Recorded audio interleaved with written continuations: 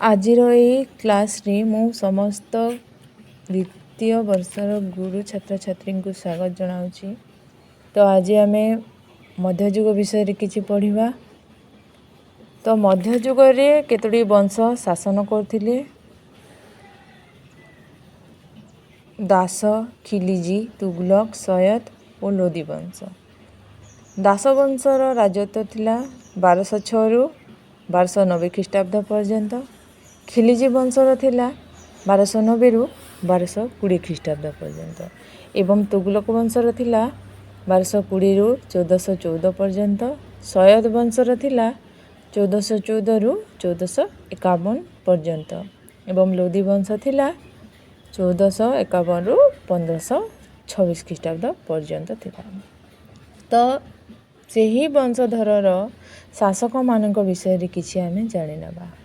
ପ୍ରଥମେ ଥିଲେ ଦାସବଂଶର କୁତବୁଦ୍ଦିନ ନାଇବାକ। ସେ 1206 ରୁ 1210 ପର୍ଯ୍ୟନ୍ତ ଶାସନ କରିଥିଲେ। ସେ ଥିଲେ ଦାସବଂଶର ପ୍ରଥମ ଶାସକ। ମହମ୍ମଦ ଘୋରୀଙ୍କର ସେ ଗୁଲାମ ଥିଲେ। ତାଙ୍କୁ ଅନେକ ନାଁରେ ଜଣାଶୁଣା। ତାଙ୍କୁ ଖୁରାମ ଖାନ, ହାତିମ, ଲକ୍ସବକ୍ସ ଆଦି ଉପାଧି ଦିଆଯାଇଥିଲା। ସେତେବେଳେ ତାଙ୍କର ରାଜଧାନୀ ଥିଲା ଲାହୋରରେ। ଢାଇ ଦିନ କା ଝୋପଡ଼ା ଯେଉଁଟାକି ସଂସ୍କୃତ ବିଶ୍ୱବିଦ୍ୟାଳୟ ଆଜମେରରେ ଅଛି, ଏହା ସେ 2.5 ଦିନରେ ନିର୍ମାଣ କରିଥିଲେ। ତାପରେ ଆସିଲେ ଆରାମ ଶାହା, ଯିଏକି ଜଣେ ଅଯୋଗ୍ୟ ଶାସକ ଥିଲେ। ସେ 1210 ରୁ 1211 ପର୍ଯ୍ୟନ୍ତ ଶାସନ କରିଥିଲେ। ତାପରେ ଆସିଲେ ଇଲତୁତମିଶ, 1211 ରୁ 1236 ପର୍ଯ୍ୟନ୍ତ ଶାସନ କରିଥିଲେ। ଇଲତୁତମିଶ ଲାହୋରରୁ ଦିଲ୍ଲୀକୁ ତାଙ୍କ ରାଜଧାନୀ ଉଠାଇ ଆଣିଥିଲେ। ଆଉ ସେ ଗୋଟେ ମୁଦ୍ରା ପ୍ରଚଳନ କରିଥିଲେ, ଯାହାକି ଜିତଲ ବୋଲି କୁହାଯାଉଥିଲା। ତାହା ତମ୍ବାରେ ତିଆରି ହୋଇଥିଲା। ସେ ଇକ୍ତା ବ୍ୟବସ୍ଥା କରିଥିଲେ ଆଉ ଏହାର ଆଇଡ଼ିଆ ଦେଇଥିଲେ ମହମ୍ମଦ ଘୋରୀ। ଇକ୍ତା ବ୍ୟବସ୍ଥା ତ ଦରମା ବଦଳରେ ଜମି ପ୍ରଦାନ କରିବା। ତାପରେ ରେଜିଆ ଆସିଲେ 1236 ରୁ 1240। ଇଏ ଥିଲେ ପ୍ରଥମ ମହିଳା ଶାସକ ଥିଲେ, ଯେ ଦିଲ୍ଲୀ ରାଜଦରବାର ସିଂହାସନ ଆରୋହଣ କରିଥିଲେ। ତାପରେ ଆସିଲେ ଗିୟାସୁଦ୍ଦିନ ବଲବନ, ଯିଏକି 1266 ରୁ 1287 ପର୍ଯ୍ୟନ୍ତ ଶାସନ କରିଥିଲେ। ଆଉ ଦାସବଂଶର ଶେଷ ସମ୍ରାଟ ରୂପେ ପରିଚିତ ଥିଲେ। ବଲବନ ନିଜକୁ ଭଗବାନ ବୋଲି କହୁଥିଲେ। ତାଙ୍କୁ ପ୍ରଣାମ କରିବାକୁ ହେଲେ ସାଷ୍ଟାଙ୍ଗ ପ୍ରଣାମ କରିବାକୁ ପଡ଼ୁଥିଲା। ସେ ରକ୍ତ ଓ ଲୋହ ନୀତି ଅବଲମ୍ବନ କରିଥିଲେ। ଆଉ ତାଙ୍କର ମୃତ୍ୟୁ 1287 ଖ୍ରୀଷ୍ଟାବ୍ଦରେ ହୋଇଯାଇଥିଲା। ତାପରେ ଆସିଲେ ଖିଲିଜି ବଂଶ, ଯିଏକି 1290 ଖ୍ରୀଷ୍ଟାବ୍ଦରୁ 1320 ଖ୍ରୀଷ୍ଟାବ୍ଦ ପର୍ଯ୍ୟନ୍ତ ଶାସନ କରିଥିଲେ। ଆଉ ପ୍ରଥମ ଶାସକ ହେଉଛନ୍ତି ଜଲାଲୁଦ୍ଦିନ ଖିଲିଜି, ଯିଏକି 1290 ରୁ 1296 ପର୍ଯ୍ୟନ୍ତ ଶାସନ କରିଥିଲେ। ଆଉ ତାଙ୍କର ଜ୍ୱାଇଁ ଥିଲେ ଆଲାଉଦ୍ଦିନ ଖିଲିଜି। ଆଉ ଆଲାଉଦ୍ଦିନ ଖିଲିଜି ତାଙ୍କୁ ନିଜେ ହତ୍ୟା କରିଥିଲେ ଏବଂ ଶାସନଭାର ଗ୍ରହଣ କରିଥିଲେ। ତ ଆଲାଉଦ୍ଦିନ ଖିଲିଜି ଥିଲେ 1296 ରୁ 1320 ପର୍ଯ୍ୟନ୍ତ ଶାସନ କରିଥିଲେ।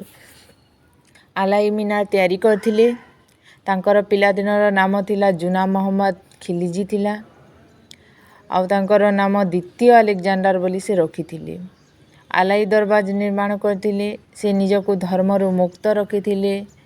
ଯାହା ଭୂମିଦାନ ଦିଆଯାଇଛି ତାକୁ ସରକାରୀ ଭୂମିରେ ବଦଳାଯିବ ତାହା କହିଥିଲେ। ନିଶାରେ କଟକଣା ଦେଇଥିଲେ। ସୈନିକମାନଙ୍କୁ ଟ୍ୟାକ୍ସ ଫ୍ରି କରିଥିଲେ। ୟୁନିଫର୍ମ ପ୍ରଦାନ କରିଥିଲେ ଏବଂ ନଗଦ ସେଲେରୀ ଦିଆଯାଇଥିଲା। ଯେତେବେଳେ ଇକ୍ତା ବ୍ୟବସ୍ଥା ଥିଲା ଇଲତୁତମିଶଙ୍କର, ତାକୁ ସେ ବନ୍ଦ କରିକି ଡାଇରେକ୍ଟ ସେଲେରୀ ଦେଉଥିଲେ। 14 ଜାନୁଆରୀ 1320 ମସିହାରେ ତାଙ୍କର ମୃତ୍ୟୁ ହୋଇଯାଇଥିଲା। ଜହର ଦେଇ ମୃତ୍ୟୁବରଣ କରାଯାଇଥିଲା ବୋଲି କୁହାଯାଏ। କାରଣ ସେ ଯେତେବେଳେ ପ୍ରାଣତ୍ୟାଗ କଲେ ତାଙ୍କର ଶରୀର କଳା ହୋଇଯାଇଥିଲା। ତେଣୁ ଛୁଇଁବାକୁ ମନ୍ତ୍ରୀମାନେ ଭୟ କରିଥିଲେ। ତାପରେ ଆସିଲେ ତୁଗଲକ ବଂଶ, ଯିଏକି 1320ରୁ 1414 ପର୍ଯ୍ୟନ୍ତ ଶାସନ କରିଥିଲେ। ଆଉ ତୁଗଲକ ବଂଶର ପ୍ରଥମ ଶାସକ ଥିଲେ ଗିୟାସୁଦ୍ଦିନ ତୁଗଲକ।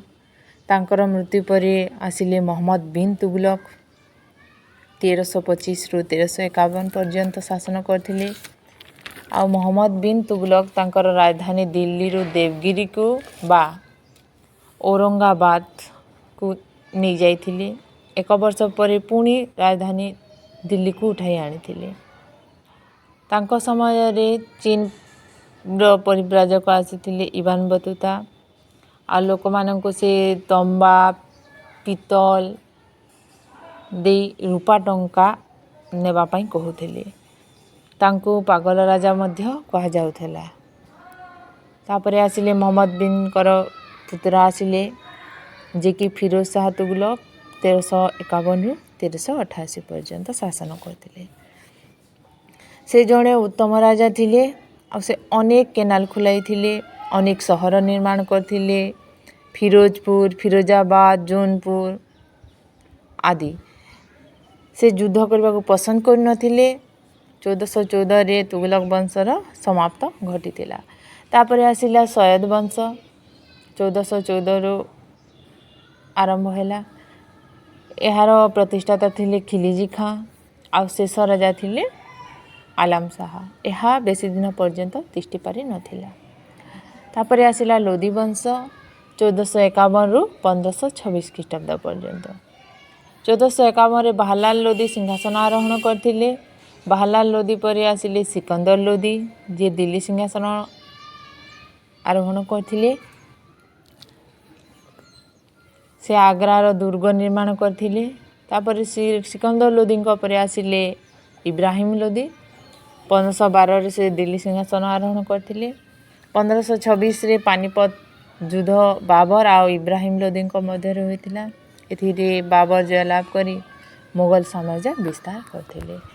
ଏତିକିରେ ଆମର ଲୋଦୀ ବଂଶ ସମାପ୍ତ ହୋଇଯାଇଥିଲା ଏବଂ ଦିଲ୍ଲୀର ସୁଲତାନୀ ଶାସନ ସମାପ୍ତ ହୋଇଥିଲା। ତାପରେ ମୋଗଲ ସାମ୍ରାଜ୍ୟ ଆରମ୍ଭ ହୋଇଯାଇଥିଲା।